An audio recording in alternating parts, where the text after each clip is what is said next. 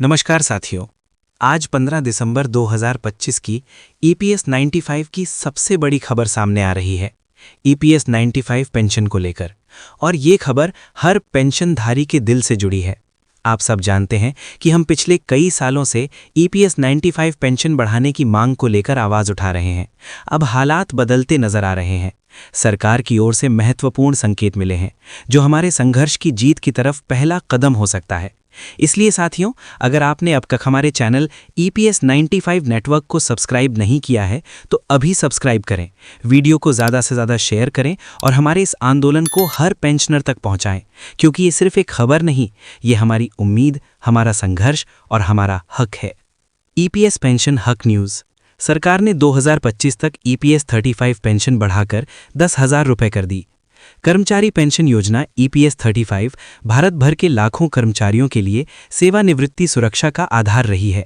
अपनी शुरुआत से ही इसने एक महत्वपूर्ण सुरक्षा कवच प्रदान किया है, जिससे ये सुनिश्चित हुआ है कि पेंशन भोगियों को सेवानिवृत्ति के बाद एक स्थिर आय प्राप्त हो। 2025 के लिए ईपीएस 95 पेंशन वृद्धि की घोषणा के साथ पेंशन भोगी अपने मासिक लाभों में उल्लेखनीय वृद्धि की उम्मीद कर सकते हैं। ये विकास उन सेवानिवृत्त व्यक्तियों के जीवन की गुणवत्ता में सुधार का वादा करता है, जो इन पेंशन पर बहुत अधिक निर्भर हैं। इस लेख में हम इस वृद्धि के विवरण, इसके निहितार्थ और पेंशन भोगियों के लिए ये कदम क्यों महत्वपूर्ण है, इस पर चर्चा करेंगे। ईपीएस 95 और इसके महत्व को समझना। ईपीएस 95 को संगठित क्षेत्र के कर्मचारियों को पेंशन लाभ प्रदान करने के लिए कर्मचारी भविष्य निधि संगठन ईपीएफओ के एक भाग के रूप में शुरू किया गया था। कर्मचारी भविष्य निधि ईपीएफ, जो एक मुश्त सेवानिवृत्ति बचत है, के विपरीत ईपीएस कर्मचारी की सेवा के वर्षों की संख्या और वेतन के आधार पर मासिक पेंशन की गारंटी देता है। ये मासिक पेंशन सेवानिवृत्त लोगों के लिए आय का एक महत्वपूर्ण स्रोत है, खासकर उन लोगों के लिए जिनके पास नौकरी छोड़ने के बाद आय के कोई वैकल्पिक स्रोत नहीं है। ईपीएस 95 के तहत पेंशन राशि की गणना एक सूत्र के आधार पर की जाती है, जो पेंशन योग्य वेतन और पेंशन योग्य सेवा वर्षों को ध्यान में रखता है। समय के साथ मुद्रास्फीति और बढ़ती जीवन यापन लागतों ने सरकार के लिए पेंशन राशि में समय समय पर संशोधन करना अनिवार्य कर दिया है, ताकि पेंशन भोगियों को वास्तविक आय में नुकसान ना हो। 2025 में पेंशन वृद्धि की घोषणा। पेंशन भोगियों की मांगों और जीवन यापन की बढ़ती लागत के मद्देनजर सरकार ने 2025 से ईपीएस 95 पेंशन राशि में वृद्धि की घोषणा की है।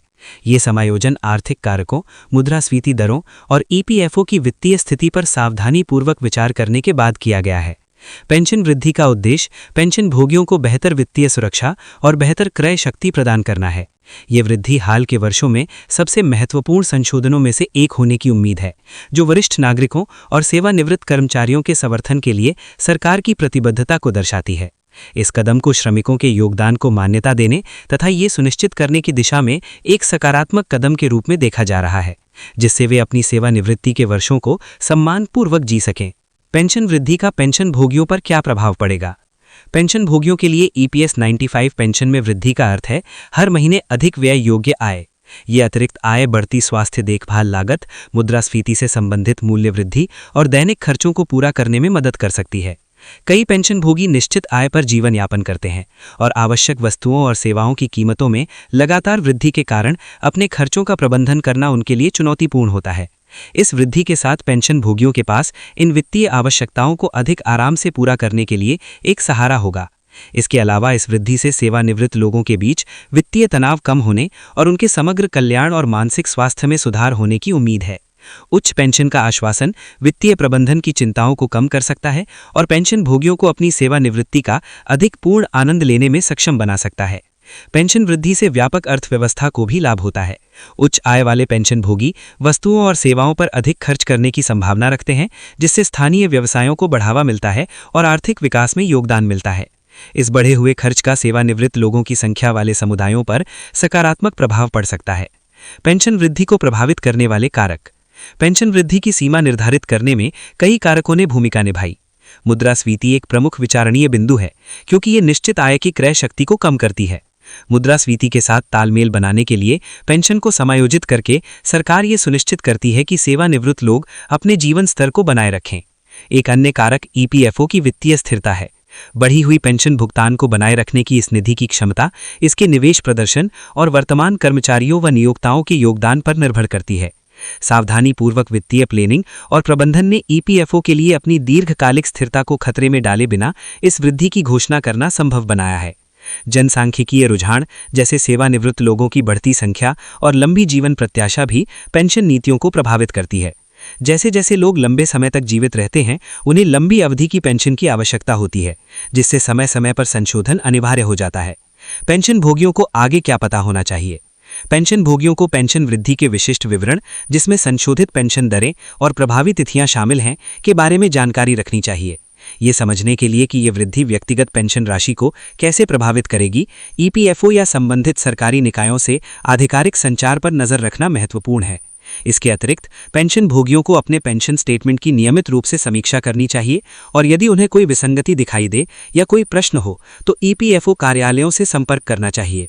सक्रिय रहने से ये सुनिश्चित होता है कि पेंशन भोगियों को वे सभी लाभ मिले जिनके वे हकदार हैं। पेंशन भोगियों के लिए अपनी समग्र वित्तीय योजनाओं की समीक्षा करने का भी ये उपयुक्त समय हो सकता है। पेंशन आय में वृद्धि के साथ कुछ लोग अपने वित्तीय भविष्य को और अधिक सुरक्षित करने के लिए अतिरिक्त निवेश या बचत रणनीतियों पर विचार कर सकते हैं। सरकार और ईपीएफओ की भूमिका। इस पेंशन वृद्धि में सरकार की भूमिका महत्वपूर्ण है। समायोजन की आवश्यकता को पहचान कर और उन्हें लागू करके नीति निर्माता सामाजिक कल्याण और आर्थिक न्याय के प्रति अपनी प्रतिबद्धता प्रदर्शित करते हैं। इस योजना के प्रशासक के रूप में ईपीएफओ इस वृद्धि को कुशलतापूर्वक और पारदर्शी रूप से क्रियान्वित करने में महत्वपूर्ण भूमिका निभाता है। इस कदम की सफलता के लिए बढ़ी हुई पेंशन का समय पर वितरण सुनिश्चित करना और पेंशन भोगियों के साथ स्पष्ट संवाद बनाए रखना आवश्यक है। सरकार और ईपीएफओ को भविष्य में आवश्यकता अनुसार समायोजन करने के लिए आर्थिक स्थितियों और पेंशन भोगियों की आवश्यकताओं की निगरानी करनी जारी रखनी चाहिए। भविष्य की ओर देखना। ईपीएस 95 पेंशन का भविष्य। 2025 की पेंशन वृद्धि ईपीएस 95 पेंशन के भविष्य के लिए एक सकारात्मक मिसाल कायम करती है। ये बदलती आर्थिक वास्तविकताओं और जनसांख्यिकीय रुझानों के अनुरूप पेंशन नीतियों को अनुकूलित करने के महत्व को प्रकाशित करती है। जैसे जैसे भारत का कार्यबल और अर्थव्यवस्था विकसित होती है, पेंशन प्रणाली को सेवानिवृत्त लोगों की आवश्यकताओं के प्रति संवेदनशील बने रहना चाहिए। आने वाले वर्षों में पेंशन कवरेज में सुधार, लाभ बढ़ाने और फंड की स्थिरता बढ़ाने के उद्देश्य से और भी सुधार किए जा सकते हैं। डिजिटल नवाचार और बेहतर डेटा प्रबंधन पेंशन प्रशासन की क्षमता दक्षता में भी सुधार ला सकता है। पेंशन भोगियों के लिए मुख्य बात यह है कि उनकी चिंताओं को सुना और संबोधित किया जा रहा है। ये वृद्धि केवल धन के बारे में नहीं है, ये सम्मान, गरिमा और देश के विकास में योगदान देने वालों के लिए एक सुरक्षित और आरामदायक सेवानिवृत्ति को सुनिश्चित करने के बारे में है। निष्कर्ष। 2025 के लिए ईपीएस 95 पेंशन वृद्धि भारत में पेंशन भोगियों के लिए एक महत्वपूर्ण मील का पत्थर है। ये बढ़ती जीवन यापन लागत के बीच अत्यंत आवश्यक वित्तीय राहत प्रदान करती है और सामाजिक सुरक्षा के प्रति सरकार की प्रतिबद्धता को पुष्ट करती है। पेंशन भोगी अब बढ़े हुए मासिक लाभों की आशा कर सकते हैं, जो उनके जीवन की गुणवत्ता में सुधार और वित्तीय चिंता को कम करने में मदद करेंगे। ये वृद्धि एक सुव्यवस्थित पेंशन प्रणाली के महत्व को भी रेखांकित करती है, जो वर्तमान सेवानिवृत्त लोगों की आवश्यकताओं को फंड की दीर्घकालिक स्थिरता के साथ संतुलित करती है। जैसे जैसे पेंशन परिदृश्य विकसित होता जा रहा है, सेवानिवृत्त कर्मचारियों का समर्थन करने और उनके जीवन भर के योगदान को सम्मानित करने के लिए सकारात्मक कदम उठाए जा रहे हैं। ये देखना उत्साहजनक है। पेंशन भोगियों के लिए 2025 में ईपीएस 95 में की गई वृद्धि एक स्वागत योग्य प्रोत्साहन है और ये याद दिलाती है कि उनका कल्याण अभी भी प्राथमिकता है। उचित जागरूकता और सक्रिय भागीदारी के साथ पेंशन भोगी इस वृद्धि का अधिकतम लाभ उठा सकते हैं और अधिक सुरक्षित और सम्मानजनक सेवानिवृत्ति का आनंद ले सकते हैं। अस्वीकरण। इस लेख में दी गई जानकारी केवल सामान्य सूचनात्मक उद्देश्यों के लिए है और वित्तीय या कानूनी सलाह नहीं है। पाठकों को अपनी पेंशन या सेवानिवृत्ति योजना से संबंधित कोई भी निर्णय लेने से पहले ईपीएफओ जैसे आधिकारिक स्रोतों से विवरणों की पुष्टि करनी चाहिए और किसी योग्य प्रोफेशनल से परामर्श लेना चाहिए।